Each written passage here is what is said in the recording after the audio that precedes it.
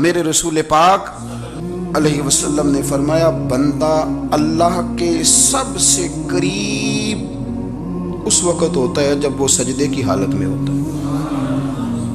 کس کے قریب ہوتا ہے؟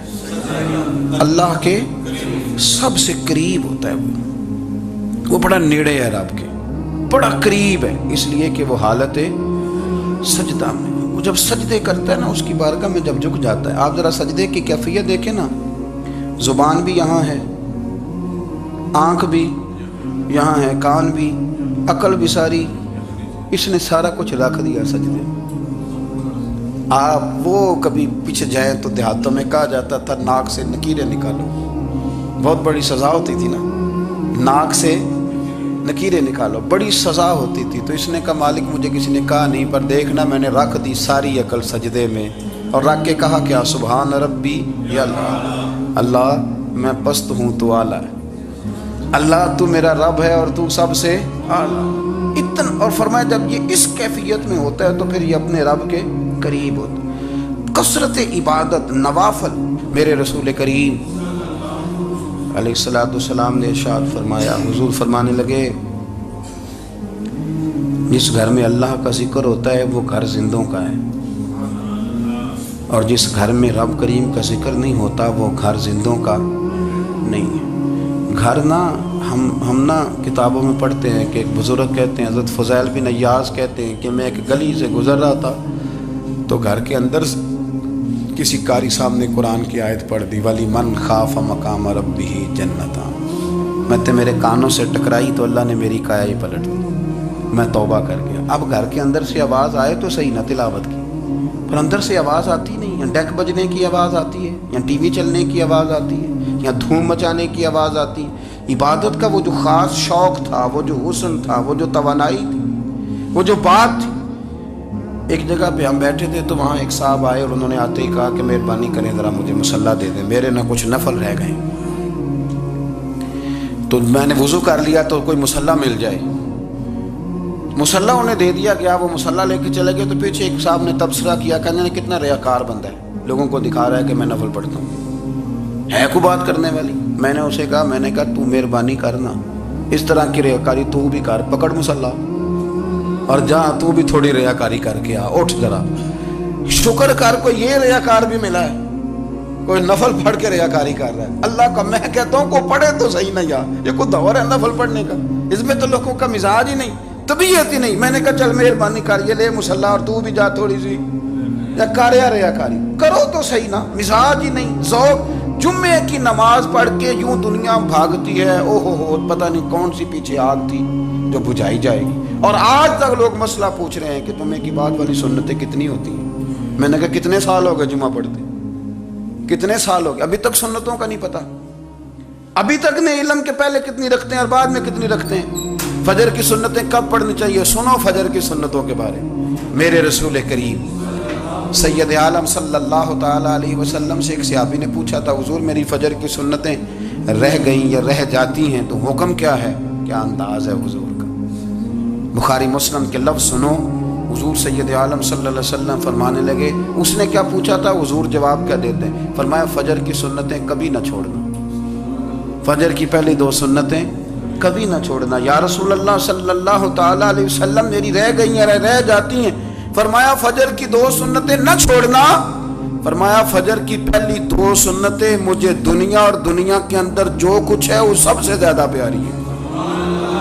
فجر کی 2 سنتیں دنیا اور دنیا میں جو کچھ ہے مجھے وہ سب سے زیادہ پیاری ہیں، اس لیے فجر کی سنتیں نہ چھوڑ کہ نبی پاک علیہ السلام نے فرمایا تمہیں پتہ چل جائے نا پہلی صف کا ثواب کتنا ہے، تم قرآن اندازی کرو۔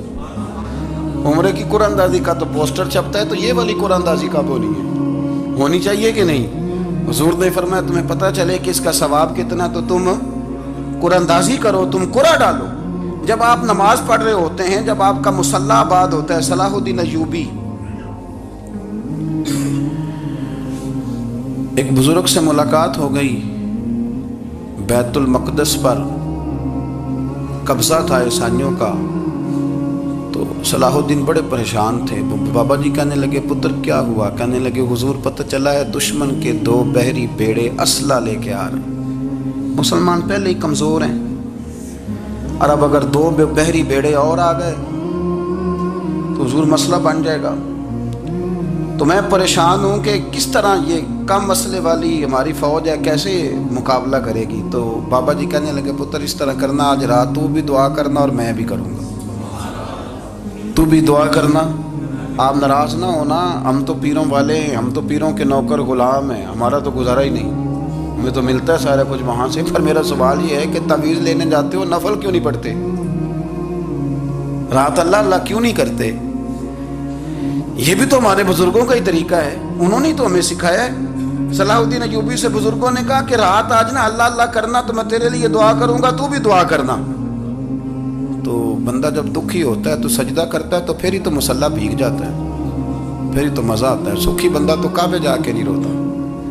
دکھی تھے، تکلیف تھی تو سر رکھا سجدے میں تو تڑپ گئے. اور وہ بابا جی کہتے ہیں میں مسجد آیا تو صلاح الدین چیخیں مار کے رو رہا تھا اور کہہ رہا تھا مالک میں کوئی اپنی شان کے لیے تو نہیں نہ لڑ رہا، اللہ کو میں کوئی قبضوں کے لیے تو نہیں لڑ رہا، مالک تیرے لیے لڑ رہا ہوں، مجھے بے آبرو نہ کرنا، میری مدد فرمانا. کہتے ہیں میں آیا تھا کہ مسجد میں دعا کروں گا، پر صلاح الدین ایوبی کو روتے دیکھا تو میں لوٹ گیا. تو سویرے صلاح الدین ملے تو بڑے خوش تھے. میں نے کہا پتر کیا ہوا؟ کہنے لگے حضور وہ بحری بیڑے 2 آ رہے تھے نا اسلحہ لے کے، دونوں ڈوب گئے پانی میں ڈوب گئے. تو بابا جی کہنے لگے صلاح الدین وہ پانی میں نہیں ڈوبے، وہ تیرے آنسوؤں میں ڈوب گئے، وہ غرق ہو گئے. وہ جو تو نے مصلی بات کیا تو وہ تیرے آنسوؤں میں ڈوب گئے، وہ غرق ہو گئے، وہ تباہ اتنے قیمتی تھے تیرے آنسو کے بہا لے گئے دشمن کے بحری بیڑوں کو.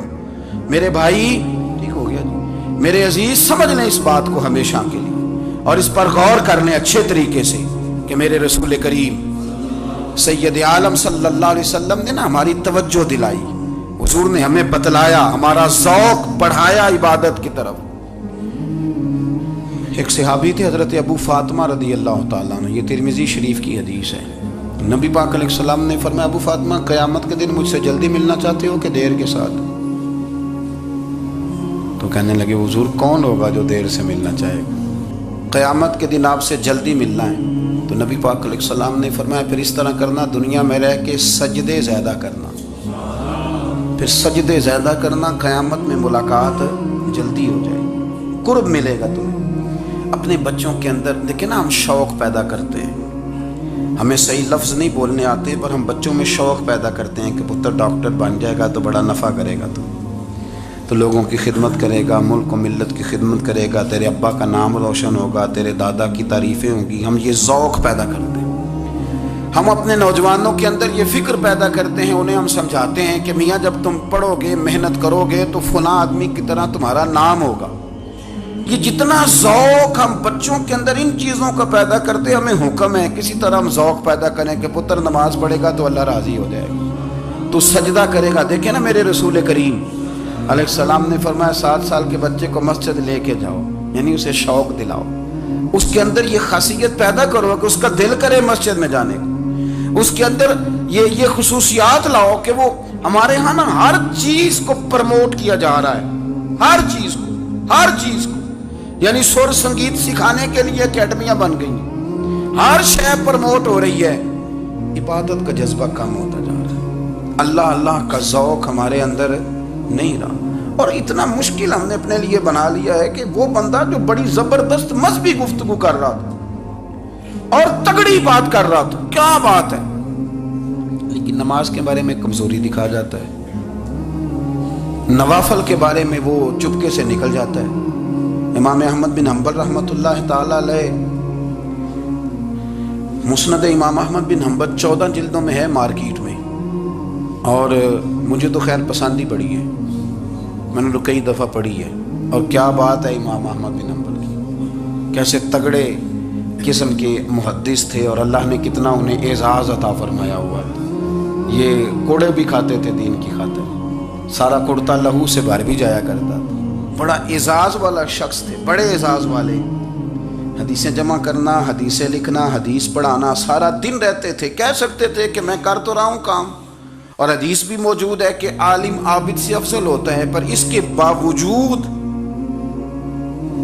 امام احمد بن حنبل رحمۃ اللہ علیہ 300 نفل فرض نمازوں کے علاوہ پڑھا کرتے تھے، 300 نوافل روز پڑھا کرتے تھے۔ ان کے بیٹے نے کہا ابا جی مکان خریدنا ہے تو کچھ جگہ کہاں کر کے لوں، بہت ساری آبادیاں، تو فرمایا پتر وہاں لینا جہاں مسجد قریب ہو۔ میرے رسول کریم سید عالم صلی اللہ علیہ وسلم اتنا پسند کرتے مسجد کو، اتنا پسند کرتے نماز کو کہ رسول کریم صلی اللہ علیہ وسلم تہجد کی نماز بھی پڑھتے، پھر حضور فجر کی نماز بھی پڑھتے، نبی پاک وتر کو الگ کر کے پڑھتے، عشاء کے ساتھ نہیں پڑھتے۔ یہ تو ہم اس لیے اجازت دی ہمارے بزرگوں نے کہ بعد میں اٹھے گا کون علیحدہ وتر پڑھنے کے لیے، عشاء کے ساتھ پڑھ لیں۔ وتر پڑھتے، تہجد پڑھتے، فجر پڑھتے، اشراق پڑھتے، چاشت پڑھتے، پھر مغرب کی نماز کے بعد 6 رکعت اوابین پڑھتے، پھر رات کو صلاۃ اللیل پڑھتے۔ سیدہ عائشہ صدیقہ کہتی ہیں زمانہ سو جاتا اور میرے رسول مصلی بچھا کے کھڑے ہو جاتے، او یار کھیتی باڑی کر کے نہیں، محنت مزدوری کر کے نہیں۔ جناب عائشہ کہتی ہیں میں یہ بھی دیکھتی کہ حضور ایک آیت شروع کرتے تو ساری رات اسی کو پڑھتے، اور میری نظر جاتی تو قدم مبارک پہ ورم آ جاتا۔ یار نماز پڑھ پڑھ کے، اتنی مشقت کر کے، اتنی جد و جہد کر کے ورم آ گیا، یا رسول اللہ اتنی محنت کیوں کرتے ہو؟ فرمایا افلا اکون عبدا شکورا، کیا میں اپنے رب کا شکر گزار بندہ نہ بنوں؟ صحابہ کا ذوق عبادتوں کا، ریاضتوں کا، تلاوتوں کا، طبیعت ہے ان کی، وہ ایک دوسرے کو، حضرت مولا علی شیر خدا کرم اللہ تعالی وجہہ الکریم کے زمانے میں روم کے بادشاہ نے کہا یار یہ مسلمانوں کا پتہ تو کرو، یہ آخر کیوں اتنے زیادہ مجاہد ہیں؟ اس زمانے میں جاسوس بھیجنے کا مزاج تھا، اب تو جاسوس پکڑا جاتا ہے، اب تو جاسوس ہے، اور جاسوسی کا شوق ویسے آج بھی ہے۔ عرض کروں تھوڑی سی بات اس عنوان سے، پتہ کیا ہمارا مسئلہ ہے؟ ہم جہاں جاتے ہیں نا وہاں تھوڑی خوشبو سونگنے کی کوشش کرتے ہیں، وہ کیا ہے تو یہ کیا ہے تو ادھر کیا ہے تو تھوڑا سا ادھر کیا ہے۔ میرے رسول پاک پڑھیے درود شریف، سارے پڑھیے ذرا زور سے، صلی اللہ تعالی۔ نبی پاک علیہ السلام نے فرمایا جاسوسی نہ کرنا ورنہ تم بندوں کو خراب کر دو، اور فرمایا اس طرح نہ ہو کہ تم کسی کے آپ کھول نہ نکلو تو تمہارے پہلے کھول جائیں۔ یہ جو ذوق ہے نا یہ ختم کریں، چھوڑیں، مطلب آپ کس چکر میں پڑے ہوئے ہیں، اتنی زیادہ توجہ کرنے کی کیا ضرورت ہے؟ نے کام سے کام رکھیں، اس میں بندہ تھوڑا سا نا آسان رہتا ہے۔ یہ جو بہت زیادہ ٹٹولنے والے لوگ ہوتے ہیں نا وہ بیچارے پھر عمر ٹٹولتے ہی گزار دیتے ہیں، اس لیے کہ مزاج ہی بہت پکا ہے، گوری کا منہ کھول کے اندر تک ہاتھ ڈالنا، تو پھر کئی دفعہ سامنے سے بچھو بھی لڑ جاتا ہے، خرابی ہوتی ہے۔ تو جاسوسی کی جاتی تھی، اس نے بھی جاسوس بھیجے، کیونکہ قبیلوں کے لوگ تھے، کچھ مسلم کچھ کافر، پہچانے نہیں جاتے تھے لوگ، تو کچھ لوگ اس نے بھیجے، انہوں نے آ کے نا تحقیق کی، ریسرچ کری کہ آخر ماجرا کیا ہے، تو واپس جا کے انہوں نے رپورٹ دی نا روم کے بادشاہ کو۔ اس رپورٹ کا ایک جملہ بڑا شاندار ہے، وہ کہنے لگا بادشاہ ہمیں مسلمانوں کی کوئی سمجھ نہیں آئی، ہمیں کوئی سمجھ نہیں آئی۔ انہوں نے کہا کیوں نہیں سمجھ آئی؟ کہنے لگے یار عجیب بندے ہیں، جب رات مصلے پہ بیٹھتے ہیں تو یوں لگتا ہے ان کا دنیا سے رشتہ ہی کوئی نہیں، کوئی کسی کو نہیں جانتا، کوئی اپنے دکھ سنا کے رو رہا ہے، کوئی اپنی بات کر کے رو رہا ہے، لگتا ہے کہ ان کا کوئی رشتہ ہے ہی نہیں جب مصلے پہ بیٹھتے ہیں۔ اور فرمایا جب سویرے یہ جہاد کرنے نکلتے ہیں تو لگتا ہے ان سے زیادہ دلیر ہی کوئی نہیں، حالانکہ جو مصلوں پہ رونے دھونے کے لوگ ہوتے ہیں وہ کئی دفعہ جہاد میں کام نہیں کرتے، لیکن عجیب لوگ ہیں کہ رات کے راہب ہیں، دن کے مجاہد ہیں، کوئی سمجھ نہیں آتی۔ میرے عزیز ان لوگوں نے مصلی آباد کر کے رکھا، تلاوتیں ان کا ذوق رہی، منظر روز پڑھنا، اسباق پڑھنا، وظائف پڑھنا، یہ ان کا ذوق رہا۔ شیخ شہاب الدین سہروردی رحمۃ اللہ علیہ، اس پر ایک بندے نے اعتراض کیا، اس نے کہا جی آپ کس قسم کے صوفی ہیں، مرید بیٹھے ہیں اور آپ وہاں نفل پڑھ رہے ہیں؟ یہ بھی بڑا مسئلہ ہوتا ہے نا، جو بندہ ملنے آتا ہے وہ اپنے ٹائم کے حساب سے آتا ہے، اور اس کا یہ بھی خیال ہوتا ہے کہ پیر صاحب جو ہیں وہ چونکہ درویش ہیں تو نہ انہیں روٹی کھانی چاہیے نہ سونا چاہیے، چونکہ وہ درویش ہیں، اور ہم چونکہ درویشوں کے ماننے والے ہیں لہذا ہمارا یہ طریقہ ہونا چاہیے کہ جیسے ہم کہیں درویش ویسے ہی کر جائے، حالانکہ جس کو ہم درویش کہیں گے آپ اس کی مانیں گے، آپ منوائیں گے نہیں، ہمارا مزاج ہوتا ہے۔ شیخ شہاب الدین پر لوگوں نے اعتراض کی، حضور لوگ ملنے آئے ہیں، زیارت کرنے آئے ہیں، یہ بندے دعا کرانے آئے ہیں، اللہ اللہ کرانے آئے اور آپ نفل پڑھ رہے ہیں، کیا جملہ ہے، کیا حسن ہے، کیا خوبصورتی ہے. فرمانے لگے رب رسول سے مانگنے کے لیے مصلی بچھایا ہے، اگر وہاں سے مانگوں گا نہیں تو تمہیں دوں گا کیا؟ پہلے مجھے کچھ لے تو لینے دو، اگر میرے پلے کچھ ہے ہوگی تو آگے دوں گا نا. تو میں مانگنے گیا تھا کہ یا اللہ دے، تیرے بندے لینے آئے دے، تو میں کچھ لوں گا تو آگے دوں گا نا. لیکن ہمارا یہ سٹیٹس، یہ مزاج، یہ شعور نہیں ہے. گپیں، کہانیاں، داستانیں، گفتگو، خطابت، واز، کیا بات. لیکن اگر کچھ کرنے کا کام ہو تو وہ نہیں ہم سے ہوتا. میرے نبی کریم علیہ الصلوۃ والسلام نے مصلی سے دل لگانے کا درس دیا. حضور نے توجہ دلائی. صحابہ اس ذوق کے حامل لوگ تھے، وہ کوشش کرتے تھے. جناب صدیق اکبر رضی اللہ تعالیٰ عنہ کا عبادت کا مزاج ہمیشہ قائم رہا. حضرت عمر فاروق ساری رات اللہ کے حضور کھڑے رہے. حضرت عثمان غنی رضی اللہ تعالیٰ عنہ عشاء کی نماز پڑھ کے 2 رکعتوں کی نیت باندھتے تھے. 15 سپارے پہلی رکعت میں پڑھ دیتے تھے اور 15 سپارے قرآن مجید کے دوسری رکعت میں پڑھ دیتے تھے. آپ نے نا حضرت عمر فاروق کے وصال کے بعد ان کی ایک بیوہ سے نکاح کیا. حضرت عثمان غنی نے نکاح کیا. وہ خاتون آپ کے نکاح میں آئیں تو عرض کرنے لگی امیر المومنین میرے لیے اعزاز تو بہت ہے کہ میں امیر المومنین کی بیوہ تھی تو امیر المومنین کی منکوحہ ہو گئی ہوں، لیکن حضور نہ تو میں جوان ہوں کہ میرے اندر رغبت ہوتی اور نہ میں اب اس قابل ہوں کہ کوئی خدمت کر سکوں. میرے ساتھ نکاح کی وجہ کیا بنی؟ تو عثمان غنی رو پڑے. فرمانے لگے میں نے عمر فاروق کو مسجد میں اپنے رب سے ڈرتے ہوئے دیکھا ہے، میں نے اسے روتے ہوئے دیکھا ہے، عدل کرتے دیکھا ہے، انصاف کرتے دیکھا ہے، امت کی خیر خواہی کرتے دیکھا. تمہارے ساتھ نکاح اس لیے کیا ہے کہ تم مجھے یہ بتاؤ کہ عمر فاروق گھر کے اندر اپنے رب کو کیسے راضی کرتے تھے، گھر کے اندر کیسے راضی کرتے تھے. وہ طریقے بتلاؤ، تم بتاتی جانا اور میں بھی اسی طرح گھر میں عبادت کروں. اپنا ذوق، اپنی طبیعت، ہم نے نا ذوق غلط بنا لیا. اگر 20 بندے کہہ بھی دیں گے تو نے بڑی شاندار تلاوت کیا تو کیا اس سے بنے گا؟ 100 بندہ کہہ بھی دے تیری کیا بات ہے، کیا بات ہے نعت خاں کی، کیا بات ہے علامہ صاحب کی، پیر صاحب، پیر مہر علی شاہ صاحب رحمت اللہ علیہ. آپ تشریف فرما تھے تو آپ کے ایک ہی بیٹے بابو جی جن کو کہا جاتا ہے، جس دن صاحبزادے پیدا ہوئے تو خادم نہ وہاں سے نکلا. ان لوگوں کے شوق اور طرح کے تھے نا تو ان کی توجہ بھی اپنے شوق کی طرف رہتی. تو خادم نکلا اندر سے، پیر صاحب مبارک ہو، پیر صاحب مبارک ہو، پیر صاحب مبارک ہو، پیر صاحب مبارک. وہ شور کر رہے ہیں تو پیر صاحب کو وجد ہو گیا. اللہ اکبر، اللہ اکبر، اللہ. وہ کیا ہوا؟ کس بات کی مبارک دے رہے ہو؟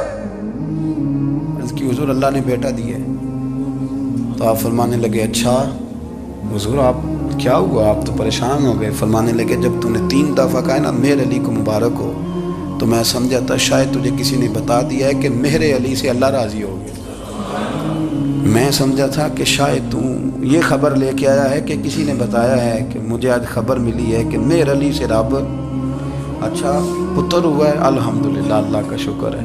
پر میرے لیے مبارک کا دن وہ ہوگا جب میرا رب کہے گا کہ میں مہر علی سے راضی ہوں.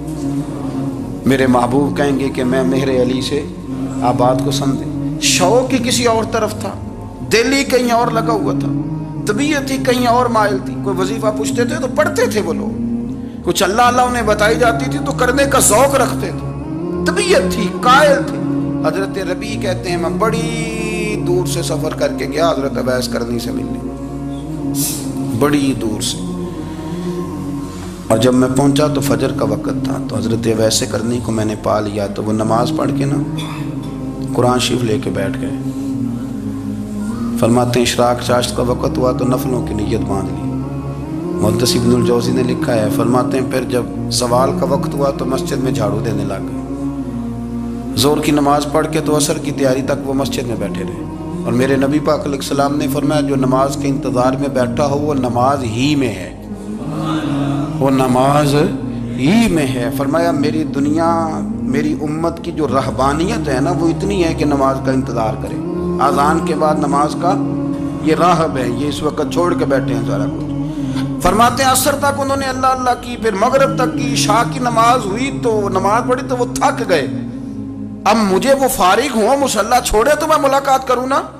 یہ آپ حیران نہ ہو کہ اتنی دیر بندہ کیسے اللہ اللہ کر. ہم نے کی نہیں نا اس لیے ہم پریشان ہیں. جو عادی ہوتے ہیں وہ کر بھی لیتے ہیں وہ یہ کام. میری بات کی سمجھ آ رہی ہے؟ جب جاتے ہو کسی دفتر میں تو 8 گھنٹے کھڑے رہ لیتے ہو نا, مجبوری ہوتی ہے تو کھڑے رہا جا سکتا ہے. پاسپورٹ کے دفتر بولیے, امیگریشن کی لائنوں میں, اور میں نے تو امبیسیوں میں بندے 12 گھنٹے پہلے جا کے کھڑے دیکھے, رہ لیتے ہیں کھڑے. تو اگر ان کاموں کے لیے رہا جاتا ہے تو اللہ رسول کے لیے بھی کھڑے رہا جا سکتا ہے. تو فرمانے لگے کہ جب عشاء کی نماز کے بعد آخر انسان تھے, تھک گئے, نیند کا غلبہ ہوا, تو تھوڑی ایسے آنکھ بند ہوئی تو کھلی تو رونے لگے. حضرت ویسے کر دیا, رو کے کہنے لگے مالک مجھے غافل تو نہ کر, ابھی میں نے کیا بھی کچھ نہیں, دن ختم ہو گیا, کوئی نفل نہیں, کوئی اللہ اللہ نہیں, اللہ مجھے غافل نہ کر, میری مدد فرما. فرماتے ہیں جب وہ روئے تو میرے ساتھ جو شخص تھا, میں نے کہا اٹھو چلیں. کہنے لگا حضور ملنا نہیں. فرمایا جو میں لینے آیا تھا وہ مجھے مل گیا, جو میں ان سے سیکھنے آیا تھا وہ مجھے نصیب ہو گیا, اب اور میں نے کیا لینا, ختم ہو گئی بات, اٹھو چلیں. اللہ کے بندوں نے حضرت ربیہ بن کعب اسلمی رضی اللہ تعالیٰ عنہ فرماتے ہیں, کہتے ہیں جب بنو قریظہ اور بنو نذیر یہودیوں کے ساتھ حضور علیہ السلام نے جنگ کا اعلان فرمایا تو وہ دشمن ہو گئے. ہمیں خطرہ تھا کہ وہ رات کو کہیں محبوب کو تکلیف نہ دیں, تو کچھ لوگ نا تلواریں لے کے نبی پاک کے دروازے پہ پہرے داری کرتے تھے. گن مین رکھنا حرام نہیں, اگر کسی کو واقعی خطرہ ہو تو اس کے لیے سنت بھی ہے. حضرت علی المرتضیٰ تلوار لے کے حضور کے گھر کا پہرا دیتے تھے. حضرت ربیہ بن کعب اسلمی رضی اللہ تعالیٰ عنہ فرماتے ہیں کہ رات میری ڈیوٹی تھی کہ میں حضور کے گھر کا پہرا دوں گا. تو فرماتے ہیں میں باہر سن رہا تھا, ساری رات ہی میرے نبی پاک نے اللہ کی تسبیح پڑھی, ساری رات, کبھی تسبیح, کبھی تحلیل, کبھی تحمید, کبھی تکبیر, ساری رات. فرماتے ہیں ساری رات حضور پڑھتے رہے اور ساری رات ہی میں سنتا رہا. مجھے اونگ آ گئی, میری آنکھ لگ گئی, حضور ابھی پڑھ رہے تھے, میں تھک کے سو گیا. اور فرماتے ہیں جب میری آنکھ دوبارہ سے کھلی تو میرے کانوں میں پھر کوئی چیز گونجی, تو میں نے کان لگایا تو میرے حبیب ابھی بھی اللہ کو یاد کر رہے. ساری رات حضور رب کی عبادت کرتے. اسی لیے تو کہا یا ایھا المزمل قم اللیل الا قلیلا, حبیب ساری رات تو نہ جاگا گا, تھوڑا آرام بھی کر لیے گا. میرے بھائی اپنا مصلح, اپنی عبادات, اپنے وظائف, اللہ اللہ جو آپ نے کسی سے سیکھی ہے اس کو کبھی کمزور نہ ہونے دیں. شجرہ شریف جو کسی بزرگ سے آپ لے لیتے ہیں تو کیا رسم ہے کوئی, اس پہ کچھ لکھا ہوتا ہے, وہ پڑھنے کے لیے دیا جاتا ہے, اس پہ لکھا ہوتا ہے کہ یہ اللہ اللہ آپ نے کرنی ہے. ساری زندگی کسی اسکول میں داخل ہو گئے اور وہاں جا کے آپ نصاب ہی نہ پڑھیں, کتاب ہی نہ کھولیں تو پاس ہو جائیں گے. وہ کہتے ہیں میں 20 سال جاتا رہا ملا کچھ نہیں, تو آپ نے لیا کیا ہے؟ ایک اتنی سی کتاب تھی, اس کو تو کھول کے آپ دیکھ نہیں سکے, اس کے وظائف تک تو رسائی نہ ہوئی. اس لیے کہ اللہ اللہ کرنا مشکل ہے اور تصویر کھنچانا یہ آسان کام ہے. تو جو آسان ہے اس طرف ہماری توجہ لگی رہتی ہے اور جو مشکل ہے اس طرف ہم ذوق پیدا نہیں کرتے. یا ایھا الناس اعبدوا ربکم الذی خلقکم والذین من قبلکم لعلکم تتقون, اے لوگوں اس رب کی عبادت کرو جس نے تمہیں پیدا کیا اور تم سے پہلوں کو پیدا کیا, اس لیے عبادت کرو کہ تم پرہیزگار ہو جاؤ گے. مالک سمجھنے کی توفیق عطا فرمائے.